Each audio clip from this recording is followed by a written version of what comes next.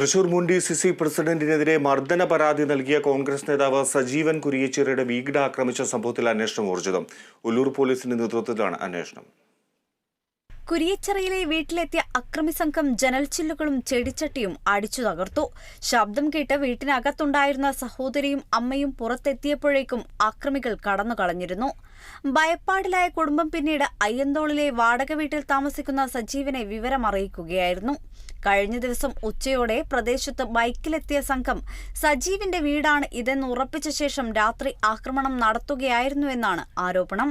സംഭവത്തിന് പിന്നിൽ മുൻ DCC പ്രസിഡന്റ് ജോസ് വള്ളൂർ ആണെന്ന് സജീവൻ കുരിയച്ചിറ ആരോപിച്ചു. തൃശൂരിലെ തോൽവിക്ക് പിന്നാലെ DCC ഓഫീസിൽ നടന്ന കൂട്ടത്തല്ലിൽ സജീവന് മർദ്ദനമേറ്റിരുന്നു. തുടർന്ന് DCC പ്രസിഡന്റ് ജോസ് വള്ളൂരും UDF ചെയർമാൻ MP വിൻസെന്റും രാജിവെച്ചിരുന്നു. ഇവർ രാജിവെച്ച ദിവസം തന്നെ എതിർചേരിയിലുള്ള DCC ഭാരവാഹിയുടെ വീട് ആക്രമിച്ചത് കോൺഗ്രസിലെ ഗ്രൂപ്പ് പോരിന്റെ ഭാഗമാണെന്നാണ് ആരോപണം. പാർട്ടിയിലെ തമ്മിൽ തല്ല് തെരുവിലേക്കെത്തിയതോടെ അണികളും വലിയ പ്രതിഷേധത്തിലാണ്.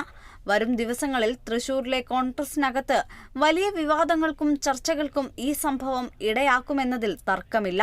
ജില്ലയുടെ പല ഭാഗങ്ങളിലും പ്രവർത്തകർ ചേരിതിരിഞ്ഞ് പരസ്പരം പോർവിളിക്കുന്നത് കോൺഗ്രസ് സംസ്ഥാന നേതൃത്വത്തിനും തലവേദനയായി മാറുകയാണ്.